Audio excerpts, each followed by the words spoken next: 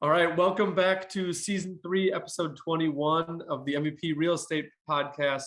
We have Yvonne, Aileen here, and I didn't catch where you're calling from. Portland, Oregon. Oh, you got a friend already. I'll let Natasha take over for a second. Okay. My husband and I, we just bought a house in Willamette Valley, so we love it out there. Where exactly? McMinnville. Oh, McMinnville. Oh, yeah, this great wine country. Yep. We are literally like 6 blocks from, what is it, 3rd Street? So, yeah. Oh, great. That's great. I like that town. That's where we're looking to retire when we get older. And then my brother also lives out in Portland, so. Oh, wow. That's great. It's changed a lot. It has changed a lot. Yes, it has. But yeah. Portland was so fun. Yeah. What's that? Portland is so fun. I had to go out there for a work conference. Our work conference was held at the Timbers Stadium. Oh my God, he would have freaked out. He loves it. The stadium was really nice. It was really embarrassing. Nice. I was on a date with somebody. He had really great tickets to the Timbers, and we were like front center. You know, he was really excited about the Timbers, and we get there, and it wasn't until they actually started playing that I realized this was not a soccer game. I had no idea. I had no idea what sport I was going to. I mean, the Timbers are soccer. Oh, I'm sorry, baseball. I was thinking it was a baseball game. So they come out and I'm like, oh my gosh. Yeah. So it was embarrassing. Here he thought he was doing something really cool, and I have no idea what sport. Not a soccer fan? No, I'm not really, I don't have time for sports. Yeah. Yeah. I mean, I can imagine you said you're running 3 businesses right now. Yeah. And we'll dive into all of them. So I can definitely see how you wouldn't have time to pick up on sports. I was a college athlete and I barely watch sports. Oh, really? I watched 10 seconds of the NBA Finals game last night, just because when I popped open Facebook today, it had the highlights.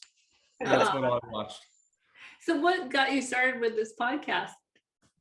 I wanted to, me and Natasha, when I worked for another broker, we had thrown around the idea of starting a podcast for people that wanted to get into real estate that had the obstacles. I don't have money, I don't have time, I'm doing this, to try and bring in people in the real estate world just for education, so they can hear real life examples of how people do have full-time jobs or have families, or they live in a market where it's not very price friendly, that you can invest out of state, and how it's done. We've watched Natasha do it as a co-host, invest out of state. She went from 0 to investor out of state. Wow. I could probably take some lessons from you, Natasha. No, absolutely not. No, this was totally, we were just very lucky and fell into it, and it happened so quickly, and we're like lucky enough to find a long-term renter, so we're very blessed. Yeah. But every week she's on the show and she gets a little closer to investing, and then it finally tipped over to where she pulled the trigger on it. So it's working. That's great. So but yeah, that's our motivation behind the podcast is education, is getting people who are on the cusp and want to try it, who've watched HGTV and been like, that's super cool, but actually make it real and obtainable for them. So more in the line of investing or in the line of actually being a broker? Some have gone on to become agents that I've talked to. But mainly, at least for me, I talk about investments because that's kind of where I'm coming from. Sure. But again, I've talked to people because they come and talk to me, and I'm sure you've had questions about like, where should I start? Should I become an agent first? Do I need to be an agent to be an investor? And it's really wherever you want to take it.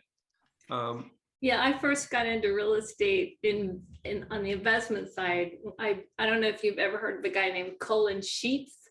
He used to be, you have, okay. I have. I bought his program. This is going to tell you how long ago this was, when it was all on these cassette tapes. Oh my gosh. I got 12 cassette tapes, and I listened to everyone. and I was going to be a no money down investor. That's the whole thing, is no money down. And I did use it to buy a fourplex in Hawthorne, which is a very trendy area of town. And I will say I didn't do it for no money down. I had to, put money down. But I learned enough from his workshop that I was able to get a deal that I probably wouldn't have been able to get otherwise. So yeah, it taught me a lot. And then I wasn't a broker at that time. I used a broker to help me purchase. And then in my undergraduate years, I received a newsletter, one of those canned newsletters, a real estate newsletter and I was going to school for writing English. And I thought I could do a better newsletter than this. I turned it over. Here I was in Oregon. It had been produced in Ohio, some firm in Ohio. And I'm like, I could do better than this. So I created a real estate newsletter and I sold it to real estate agents in the area and put their photo and their logo and their name on it. And that got me through my undergraduate years. Wow. And yeah, I had some clients. That's awesome. Ordering like 1,000 copies a month, and they would send it out to their sphere, their farm area or wherever. Yeah, that's a nice little like part-time job while you're in school. It was That's a awesome. perfect combination, and writing and real estate actually. But I wasn't really into being an agent. And then after I graduated, I wanted to take that newsletter national and put it on the web and do different regional newsletters. And I got a website called Client Gold, and I put it out there, and nobody bought it at that time. Nobody was really doing newsletters anymore. And so I was complaining to a friend of mine about it. She said, well, you should become an agent and that would help you sell it better. I'm like, I don't want to be an agent. That was in 2002. And then in 2003, I became an agent, and then the market took off. And I thought, wow, I'm really good at this. I should have been doing this all along, because all you had to do is pick up the phone and you had a deal, right? It was just crazy. Stated income, no documentation loans. And I just rode that wave for a while, and then the market crashed. And I think what a lot of agents don't know is that real estate is very cyclical. So even though we had, the market bubble and the market crash, every year when I first started, even in the heyday, right about mid-November, things just stalled. And I thought, what's wrong with me? I used to be really good at this, and now I'm not. I don't know what I'm doing wrong. And I would do the absolutely worst thing. I would buy into lead services, and I would buy splashy ads, trying to just drum up some activity, some business. And I hope, if I can tell agents anything, or people who are interested in doing real estate, is that you don't need to do that. Your money is where your sphere is, and that is it. Do not spend money advertising or on lead services that are usually just not any good. And just press the flash, get out there, meet people, let people know that you're in business and that sort of thing. So yeah, and we just talked about all the free avenues people have nowadays with social media. There's forums out there everywhere. You can connect with people so much easier. It's all free. So when you are starting to get the word out that you are in real estate or that you are doing this, a lot of free services just to start. Like you're saying, you don't need to pump a bunch of money in off the start. No. And also, you don't have to follow someone else's model either, especially if it doesn't work for you. I met these two guys when I first got into real estate, and here's how they worked. They would get into the office at 7 o'clock in the morning for anybody else arrived. They had a standing desk. They did not sit down. They got on the phone and they started making calls to for sale by owners and expired listings. And they did that for 2 hours, set up appointments for the rest of the week, and went out and did the appointments. And this one guy who started at the same time I did, he was a top producer for our brokerage his first year, just doing that. And see, I can't do that. That's not in my, no, it would just make me so nervous. I would break out in a cold sweat. I would just feel so. I was like, that sounds like the most miserable day I could have. Exactly. So you have to do what works for you. If it doesn't work for you, if you don't want to be on Instagram or on TikTok, you don't have to. But if that's what you enjoy, use that. Go that approach and do a podcast, do something that I'm because I've been in the business a while, and I felt so bad for so many buyers who just were super naive in the process.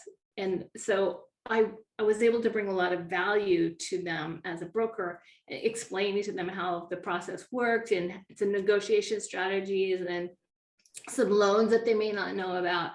And because I really wanted to help more people outside of my market and get this off of my brain, I wrote this book it's called How to Buy a House for Vital Real Estate Strategy for the First Time Home Buyer. And I published that and I put that out. And I think that probably what buyers don't know can keep them out of the market entirely, because they may go to one lender, for instance, and that lender will tell them, no, you don't qualify. Well, what that lender is actually saying is, I don't have anything for you.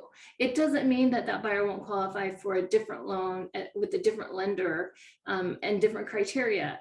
They probably should go to a mortgage broker. That's the best place. They work with many banks, and those banks have many products. So you have exponentially more options there. And they're also the mortgage brokers motivated to make the deal happen. So they will find that deal for them. Right. Can. Yeah. And when you talk to clients about loan packages and explaining how credit unions work differently than banks, and banks and credit unions work completely different from mortgage brokers, rates and packages and all that, then they're like, oh, this is bigger than what I thought. I thought I'd just go to the bank that I have my money at and they give me a loan and we're good. It's like, shop around a little bit, try and find rates are going to be different. Terms are going to be different. Qualification standards will be different. Yeah. They're all different and they all work different, like independently from themselves. So it's a big market to try and gather in if you're not in the world of real estate. And then you start talking about appraisals and assessments and how those are kind of the same, but completely different. It gets a little gray when you're doing it. So that book, what was the name of that book? It's How to Buy a House, Vital Real Estate Strategy for the First Time Home Buyer. And it's an audiobook, it's an ebook, and it's a paperback book available pretty much. Awesome. We'll make sure to throw that link in the show notes as well. All right, thank you. But yeah, that is an important piece as education. So true. When I'm working with clients, I'm like, ask every question you can, because what I don't want to have happen is you think it's a dumb question, or you're scared to ask, or you assume, and then when we get to closing, something weird happens, or like the insurance binder. So just ask all the questions you can right now, because again, sometimes I forget, like I've gone through this and I assume the process and like I know what's coming next. And I figure like, yeah, they do too. But I have to take the step back and like, okay, are you guys, do you understand what comes next? Do you know what date that falls on? All that kind of stuff. Even terminology, they don't, sometimes they'll hear a word and they think they know what it means. I had a buyer who was confused between what an appraisal and what an inspection was. And she told me, I've scheduled the appraisal for blah, blah, blah. And I'm like, you schedule the appraisal? Usually your lender will do that. What do you mean? And we should have the appraisal yet. We haven't even had the inspection yet. She's like, oh, that's what I meant, the inspection. I'm like, oh my God. Yeah. So. I mean, it's their first time going through it. And for somebody to handle like the biggest asset they'll buy for the first time, it's good to have somebody there that at least answer questions. So it is. I'm always ask away, please. Any question. I also believe that they should only work with someone they feel comfortable with. Just because a realtor may be your cousin, if you don't think they know what they're doing, find somebody who does, and and don't work with someone who's not going to return your phone calls. Responsiveness is huge in this business. A lot of time, that's the biggest complaint I hear from consumers is they never return my phone calls. I never heard from them, and that's crazy. It's a relationship business. Yeah, absolutely. And I tell every client that I take on, yes, we're going to sign a listing contract or a contract for me to be your agent on the buy side.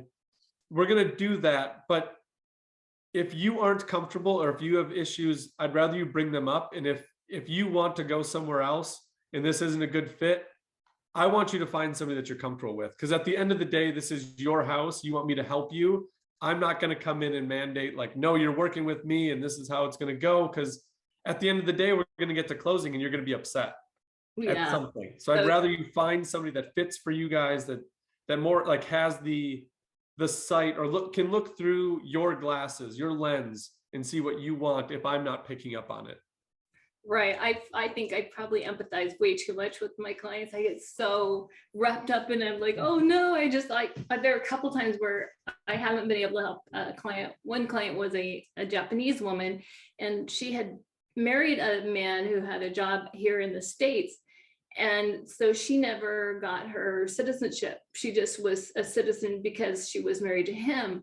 And then he died in a car accident. Oh. And she was, this is during the whole Homeland Security thing, she was deported back to Japan. She could not, she hired some attorneys out of state and they didn't do a good job for her. And she was actually deported. And so I had to help her sell her home. And it was just so hard for her because she couldn't afford anything in Japan. You know, she was going back, she lived here 20 years. And it was just, wow. I can't tell you how that one ripped my heart out. It was the hardest thing I've ever done. I was glad it was me helping her because I could be sympathetic with her, but at the same time, that was a hard one to see her back. Yep, and we've talked multiple times about how it's a business, but you're dealing with people. Yeah. So emotions are going to be there. Yeah, I get a little bit nervous about people who say that they want to get into real estate as a broker because they like houses. And that is definitely not the reason to get into real estate. It is so much a relationship business. You better like people a lot, and also have a thick skin, and also be able to be Switzerland when you need to be. That's why I don't sell houses. That's why I help people because I'm like, you can't do that stuff. I love houses, but I don't like the rest of the hoopla that goes with it. Yeah, that I know. I think a lot of newer agents too are they think that everybody's a multi-million-dollar producer, and you know they won't have to work very much, and they get to rake in the big bucks. And paydays are few and far between, especially when you're starting out. And you know, you could work with somebody for 2 months and never make a payday because they either decide not to buy in your market, or they just decide it's not the time for them, or maybe your listing agent, their house just doesn't sell. You know, they want too much for it and they can't get it sold. So you know, it's if you're going to get into the business, I would say have 6 months of living expenses in the bank before you even start. Yeah. Sure. And make sure you pick up the phones, like the two guys that you had met getting into it. Phone calls are going to be where it's at. Yeah, you got to hustle for sure. Yes. Or jump onto networking groups or something. You got to get your name out. And you can't be timid to tell people that you're in real estate. I feel like agents nowadays are a little bit like scared because they feel like they're going to bombard. As soon as I say I'm an agent, the perception is the other person's going to shut down. Be like, okay, here comes the sales pitch. Yeah, well, it does happen sometimes where they say, oh, I'm not in the market. I'm like, well, that's fine, totally fine. Yeah. It doesn't matter. I just wanted you to know. Brian Buffini, do you know who he is? No, I haven't heard him. He is a real estate coach. And he has an organization called the Buffini Organization. I highly recommend his programs. He said when he first got into the business, he went to a bar and he met some guy, and the guy gave him his business card and it said, $1 million producer. And he thought that meant that you made $1 million.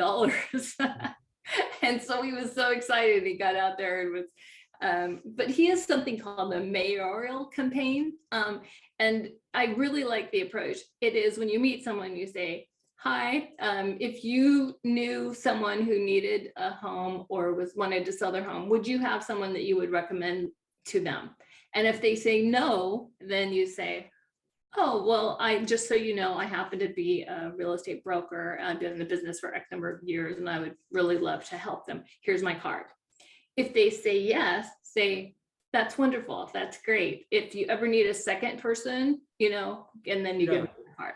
And so it's a really low approach. It's like, it's not pushy. It's just, if you needed, do you have someone? And then Yeah. that also helps you decide if you want to add them to your database or not. Yep. And he also recommends categorizing your database A, B, C, D. A are the people that have already done business with you and have already referred you. B are people that, they're warm leads. C are people that if they really knew that you wanted the business, they would probably refer you. And then D or delete, get them off your list. There's no. Yeah. Well, okay, that's smart. Yeah, I wrote down his name. I'm going to look up stuff from him after the show. Yeah, I think you'll be pretty surprised. And he also has a catchphrase that is, oh, by the way, I'm never too busy for any of your referrals. He has that on the back of his business card, and it's sort of a way to sort of let people know that you want referrals, but that you value them enough that you would want to work with someone that they know and like. So. Sure. Yeah. I know I worked for agents all throughout the US, and I know a couple of my agents have followed his program before. So I've heard good things. He's great because he just really sort of breaks it down. And he's also humorous and funny. He's from Ireland. And if you go to any of his seminars, you'll laugh. It's very funny. He married an Olympic athlete. Wow.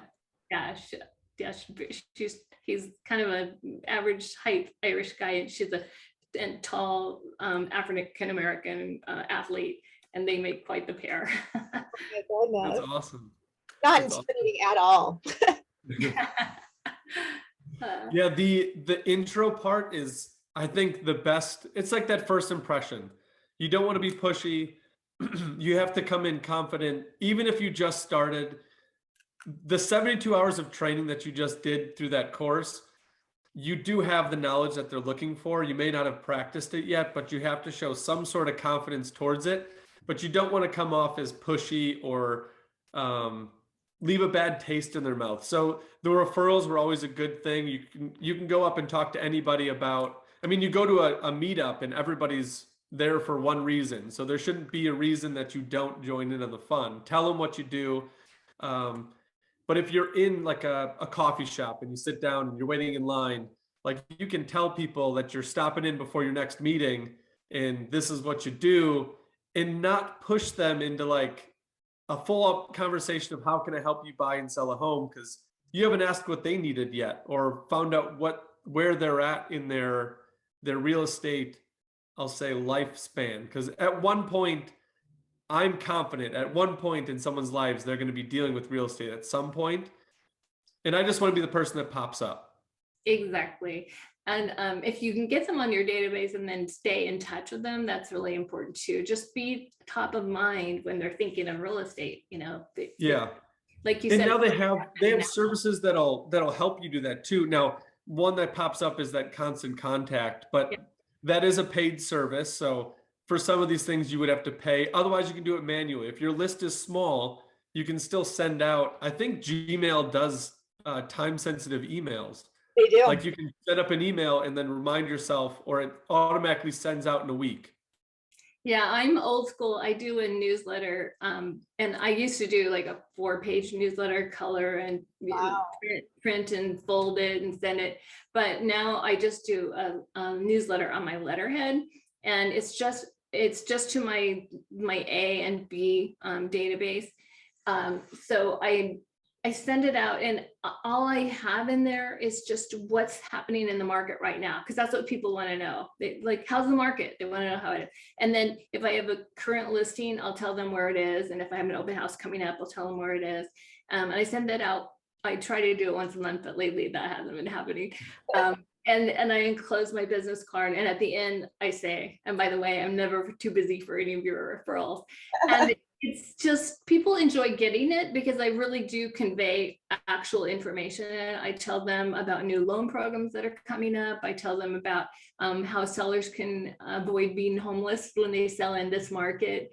And so they enjoy getting them. They're not at all salesy. I don't say, send me your business. I just say, if I'm never too busy for any of your referrals. And that's like the end of it, but the whole, it's like 99% total information. So Yeah.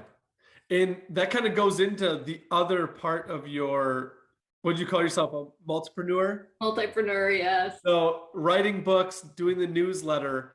Talk a little bit about that, because I'm curious on, you said you did some training for brokers or for agents or for both?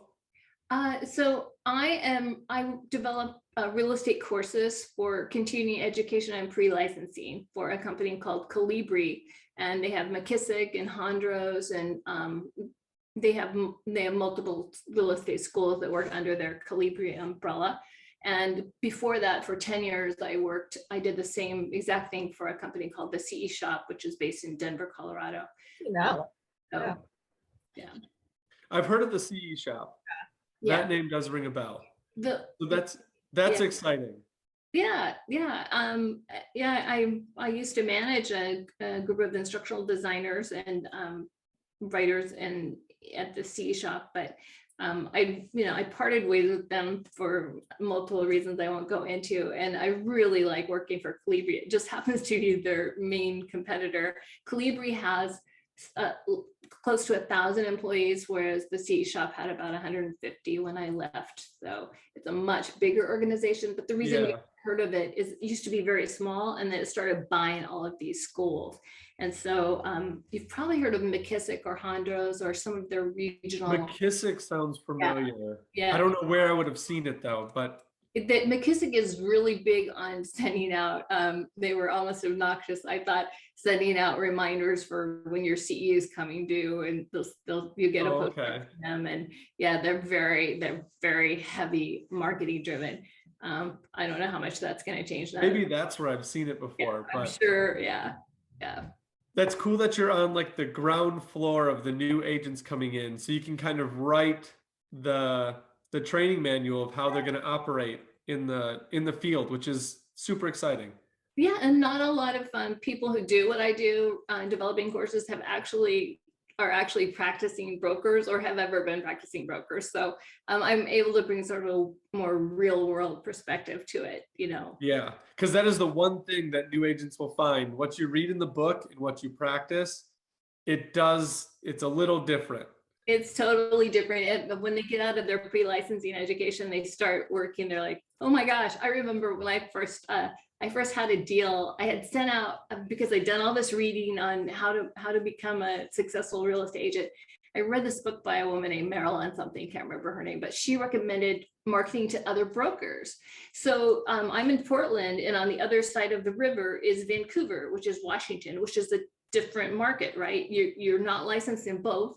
So I worked for a regional firm, and I would send out postcard mailings to my colleagues across the river and say, I will give you a 30% referral fee, where, standard is about 20, 25. I'll give you a 30% referral fee if you refer me your Oregon business. And I got my first deal that way was a lady who had bought and sold multiple properties. So she knew her stuff. She was also a contractor. She knew buildings, but she needed to find something that weekend because she was getting ready to go on a 6-week photo safari. And so here I am, brand new agent, and I'm taking this woman around who really knows her stuff, and I don't. And then she finds a condo. She wants to make an offer on. We go back to the office. It's 6:00 at night, and she's leaving the next day, but not until the afternoon. And I do not know how to fill out the offer. I don't know how to do the paperwork. And the office nobody's around. My broker's gone. The office is closed. And I don't know what to do. And so here's what I did. I said, you're probably tired. We've been at this all day. Why don't you go home? I'll prepare the paperwork for you and I'll bring it to you. And she said, oh, that would be so nice. Thank you so much. And I got on the phone and I called a lifeline. A friend of mine had been in the business a while. I said, I will buy you a bottle of Bailey's if you tell me how to fill this thing out. And so that's how I got my first transaction done. Because you don't learn the paperwork either. You don't. No, you don't know how to do any of that stuff. So you're just Fake it till you make it, right? Yeah, fake it till you make it. Yeah, you basically know the forms, you know what's in there, but then on your first day, they're like, okay, now go do it. And you're like, but do what? Yeah. Like you have to do your marketing, you have to lead generate, then you get a client and you're filling out paperwork. I've never done that before. What addendums do I add? Yeah. There's a whole other thing that you got to learn, and you only learn in the field because I don't think they'd be able to train that because markets are different and there's a lot of nuances from where you're at that you can't put that in the training. You have to get in the field and you kind of have to trust yourself to float. Yeah, I feel like we're missing the boat here. We really need a mentorship kind of thing for new agents. Where there's a commission split, or they, but hopefully.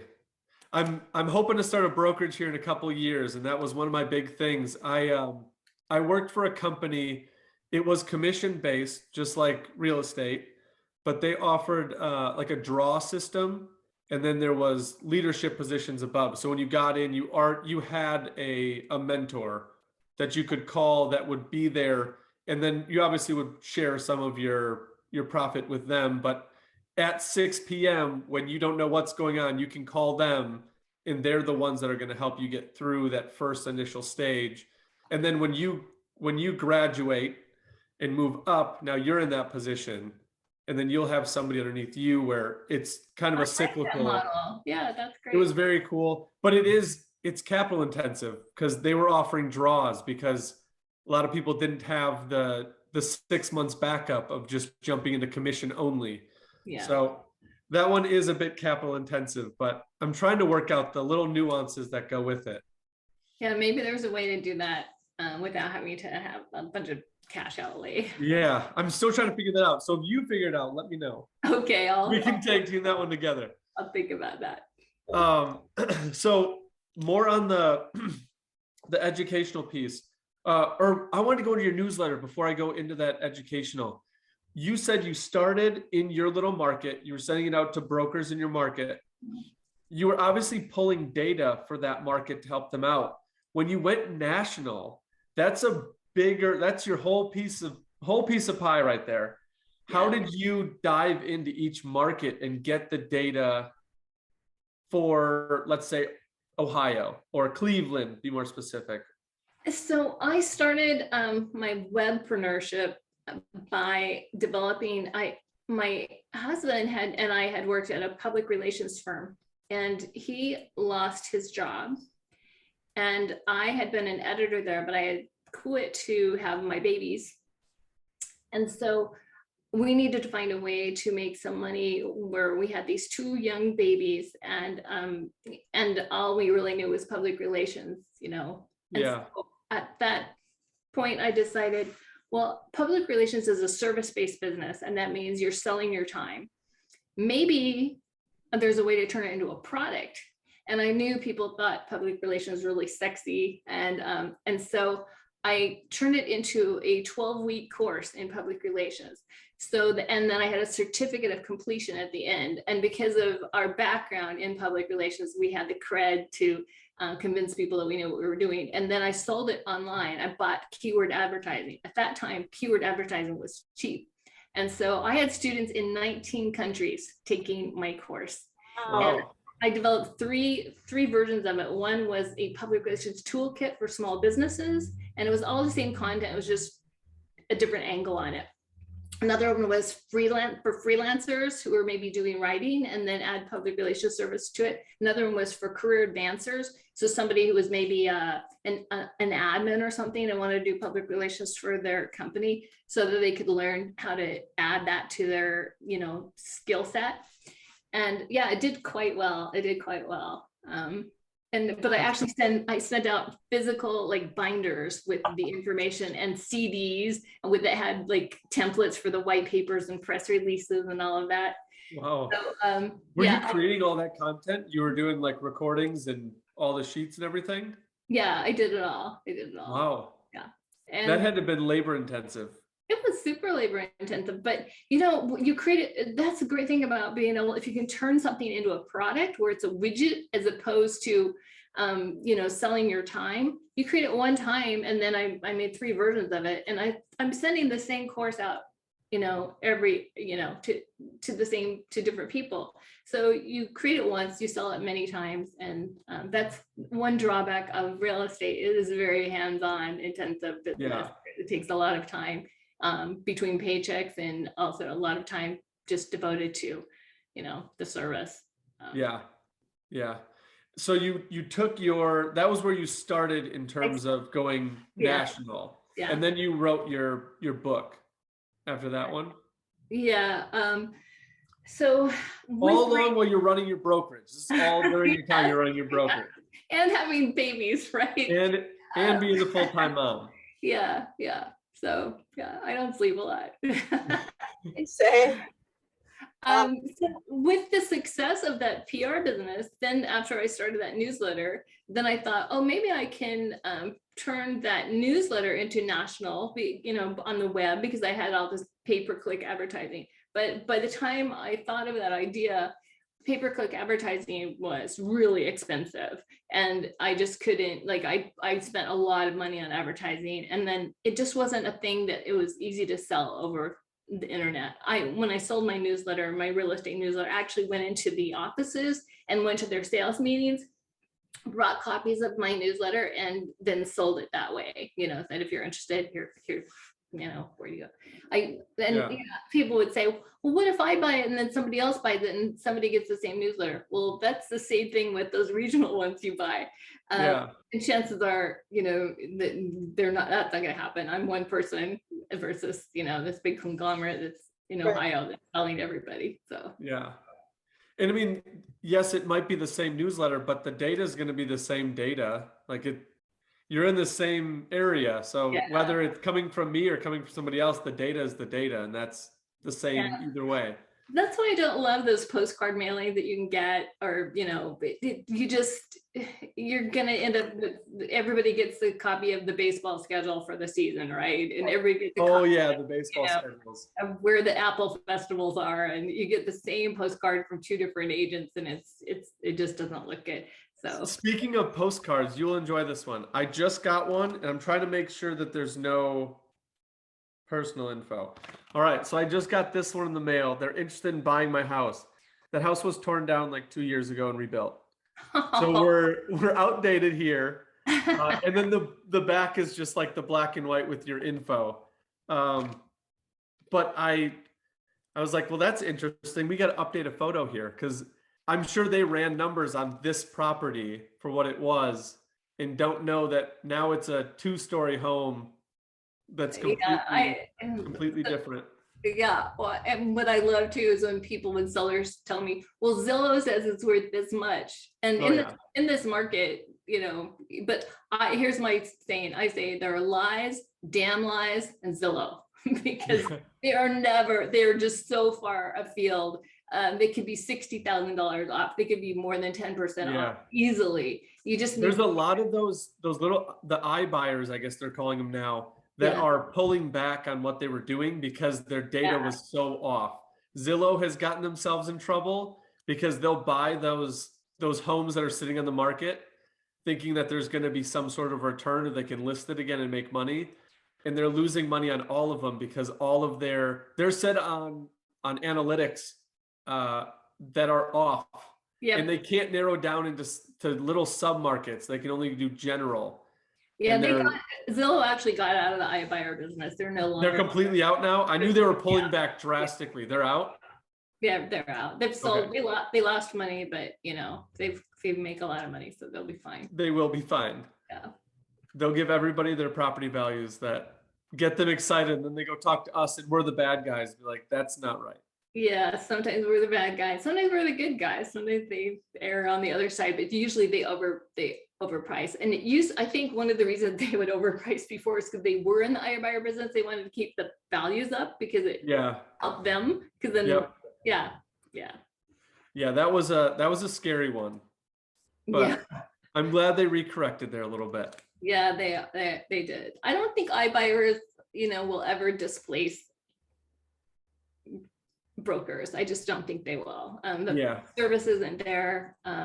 And oh my goodness, I just had some buyers purchase a home that was flipped by an iBuyer, and they just hired this crap paint company that came in, and they actually painted over the rings that used to hold the smoke detectors. They left those on the wall and they painted right over them. They painted over light switches and outlet covers. And I can't stand that. Like the outlet covers, the switches, hardware on cabinets or doors. Yes, they did that too. The hinges in the kitchen cabinet are all painted over. I don't know why, but that just, it sends shivers when I see it. It's like just take the metal off, paint it, and put the metal back on. It's not difficult. They don't pay them enough, and so they just come in and spray because that's the only way they can afford to do it. And and the iBuyers never see it. They're hands off. They're like the middle person. And I've had a couple clients go in and they're like, oh, this house looks really nice and it's updated. They must have just flipped it. And I'll call the agent, hey, yep, it turns out to flip. And we go in, and because we flip homes and because we do property management, I'll walk in and be like, it looks great, but here's what's behind it. And we had one where they had renovated the bathroom and they'd put in new plumbing for the toilet, but the trap, your wastewater out of your toilet, they couldn't get that piece in because the floor joist was in the way. And the floor joist is what holds up your floor. So they just decided to cut it out and put the trap through it. So when you stand over the toilet and you press down, the floor actually goes up and down because they just cut out. It's like, that's an issue. Yeah. And then they tried to cantilever over. So they've got a support post and then your ceiling runs over it, but this is like your weight bearing, but they didn't set it correctly. So the whole, like if you stood in one angle of the living room, you can see it come down to a peak, like it's already sinking. So there's little things like that, yes, it looks great, but in 2 years, like you've got some major damage ahead of you. Yeah, it's good that you can spot that for them and not have to have them pay an inspector. Because I've had clients, I'm not good at spotting things like that. I can spot cosmetics, like the painter, by the way, I didn't tell you. So they painted down to almost to the molding on the floor, almost, but there was a bathtub ring all on every single wall where there's about that much that did not get painted, like an inch of the wall was not painted, because then they put carpet down, but the carpet wasn't tall enough to cover that up. So every single wall had to be repainted in the entire house. Anyway, I forgot where I was going. No, it's you see those and it gives the flippers the bad names, and man, it's scary. And then I think like, okay, well, those are big things. What are the small things they missed? Yeah. If they're missing those, they're missing other things, and you're going to spend X amount of dollars for an inspector to come in, say all these things. Are you ready to either ask for all this money off of your offer, or are you going to front the money? Like, where are we going to sit there? And they're like, well, I don't like either of those situations. And I'm like, well, then this is probably not the house for you. Yeah. I know in some crazy markets, I know Seattle was doing this a while back when the market was really hot too. The sellers are requiring pre-inspections by the buyers. So you have to waive the inspection to even get an offer. Oh, yeah. So they give the buyers a period of time where they have to do the inspection. And this is before they even know if they're going to get the offer accepted. So they might have 5 buyers or more inspecting the same house. The inspectors loved it because it gave them a lot of business, right? Yeah. But you're shelling out $500-$600, and then you don't even know if your offer is going to be accepted. But the seller wouldn't even look at an offer that didn't waive the inspection. So. Yeah, I wish the buyers had a little bit more leverage here. We haven't seen that here because the sellers are like, well, we got one house and we have 50 buyers. So you guys over there on the buyer side deal with figuring that out.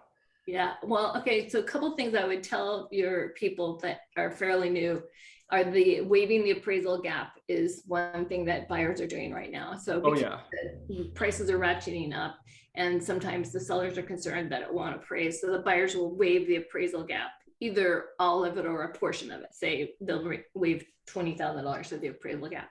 The other thing is, because there are investors out there and they have cash, and buyers do not have cash, most buyers.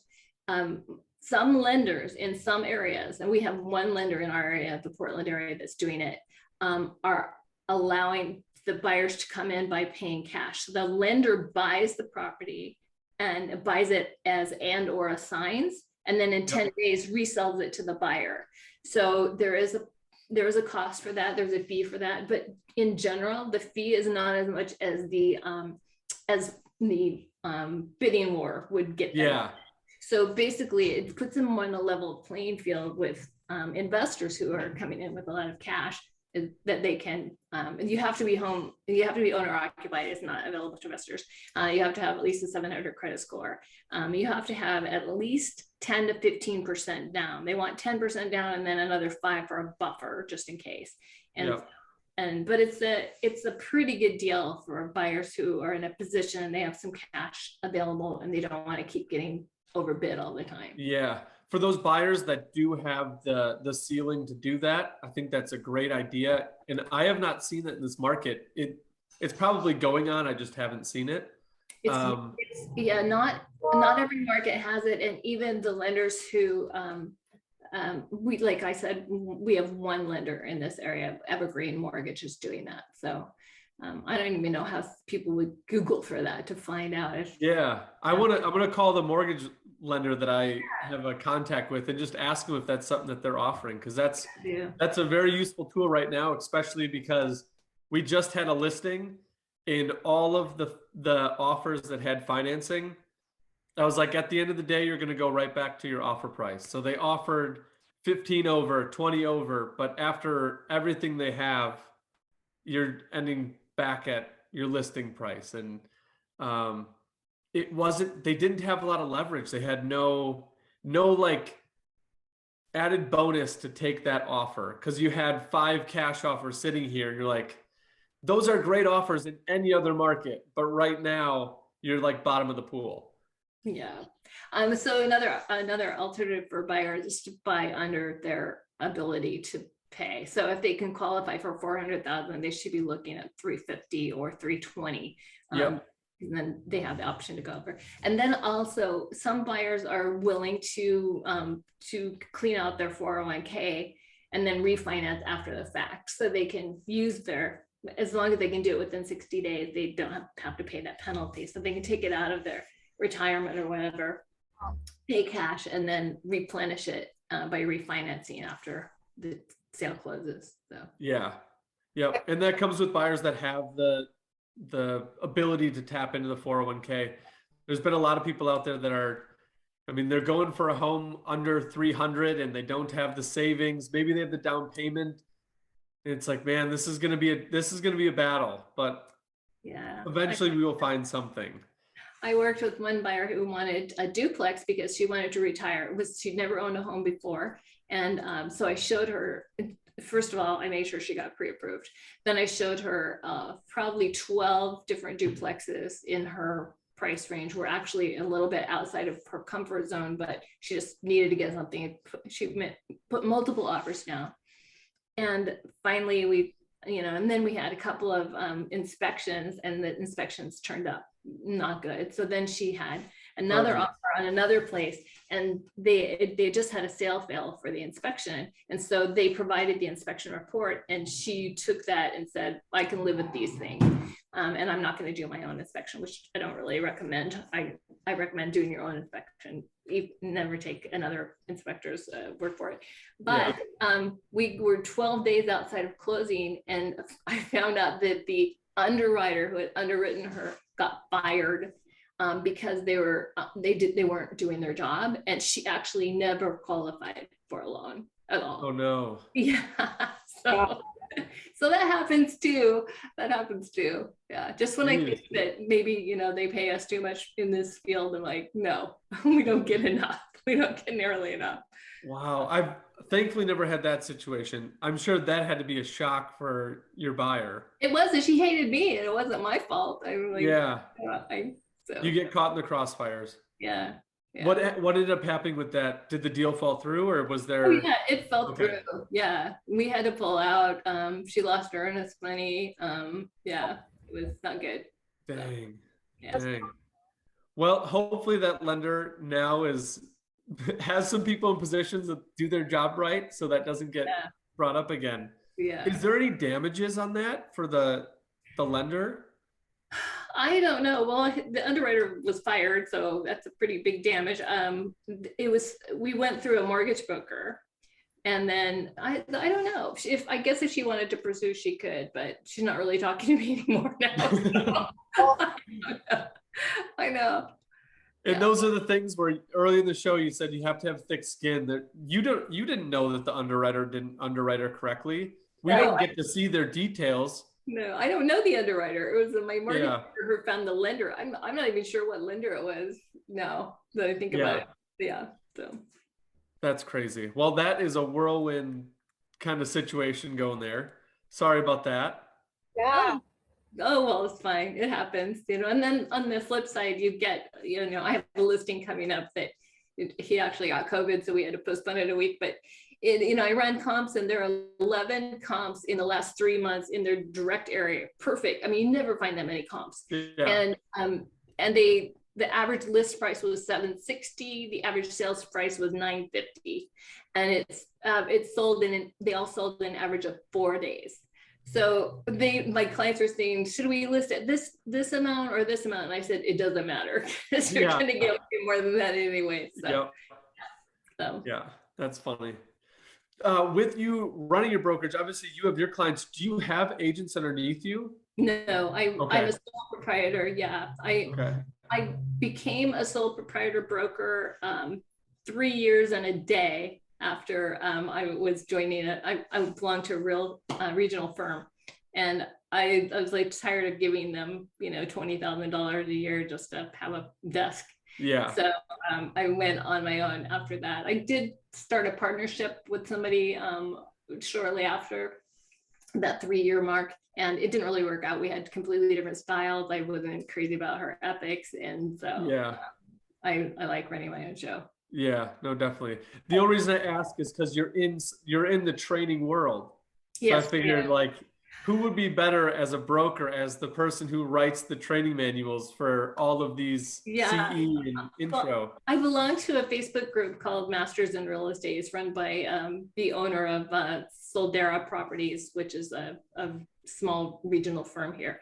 And we share, the people on the site share ideas, and we share referrals for inspectors or stagers or whatever. And a lot of time I am able to bring some value there because of my work with the curriculum that I work on.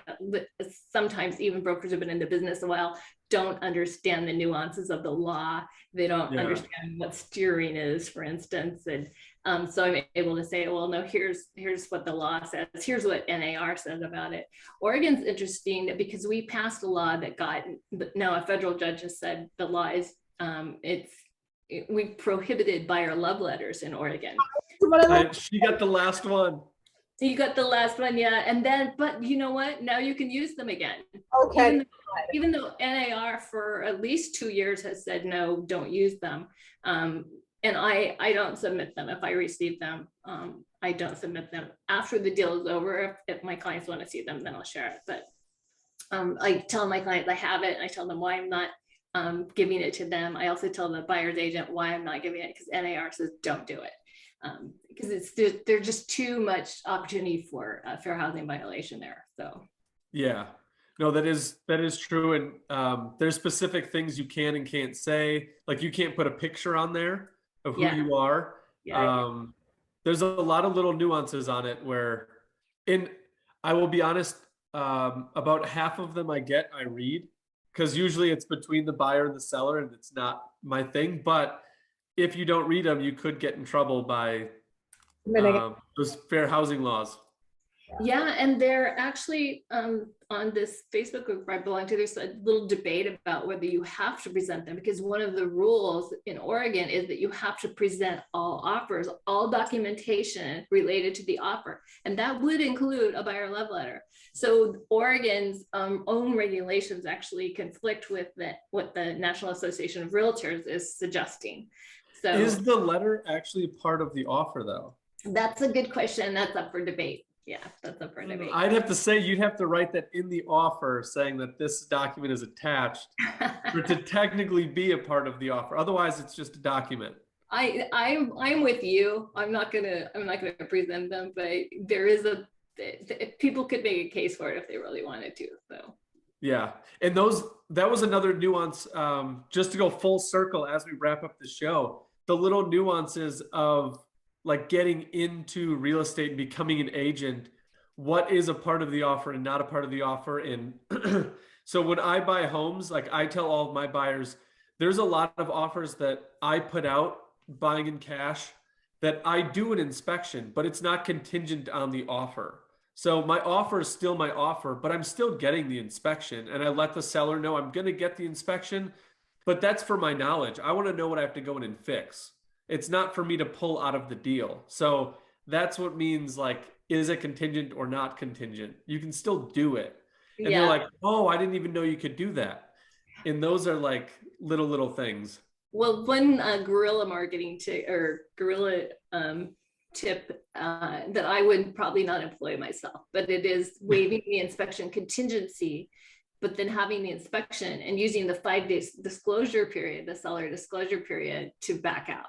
So you say, no, I'm not happy with, so that you don't respond to the seller disclosures. Every market is different, but in Oregon is the buyers have 5 days to review the seller disclosures and they can back out for any reason if they don't like something in the disclosure. Yeah. So using that 5 days, waiving the inspection, but then using that 5-day disclosure period in which to perform the inspection, and then you back out because of the disclosure. So I have heard some brokers are doing that. Yeah. Yeah, I could see that. It's I guess a loophole, which is why you're saying you wouldn't do it yourself, but with the contract, how it's written, that is possible. Yeah. I didn't even connect those dots. A nice little nugget right at the end of the show for anybody that wants to use it. Well, thank you very much. We try to keep it to an hour just so we can still save some of our Friday. Little arrow run by. That was fun. I know. It goes so quick. Natasha yelled at me the first couple of shows were like an hour and a half, hour 25, 140. And then she was like, we got to keep this to an hour. And when we cut off the volume at some point, just turn the volume off. I know, just turn off everything. All right, we're done. When we weren't on video, she was sitting across from me and she would always give me like the 5 minute or like the 2 minute. And I was like, all right, I gotta go. But no, she keeps me on pace, which I appreciate. But thank you so much for coming on. You, Marcus. You being in the training world is like the perfect person to come in for anybody that's thinking about coming into real estate. It's possible. You pretty much built your real estate in college on little to no money going into it. So real life example right here. So thank you for sharing that for us. It can be done. It can be done. Well, we look forward to hearing what's new for you. For anybody that wants to reach out or has questions, obviously they can contact you on social media. What are some ways, we'll put it in the show notes so they can contact you. What's the best way to get a hold of you? The email's great, YvonneAileen@gmail.com. And also I have a real estate website, Yvonne Aileen Realty, that they can check out. Awesome. And then we'll put the link to your book as well for any of those people that are looking for a home right now. I'm guessing that you're on the hunt, but you've got some time with the market still where it is. So pick up the book, give it a read. It'll help you on your next offer. Absolutely. Awesome. Well, thank you very much. We will connect soon. Okay, sounds good. Thanks. Have a good weekend. Yeah.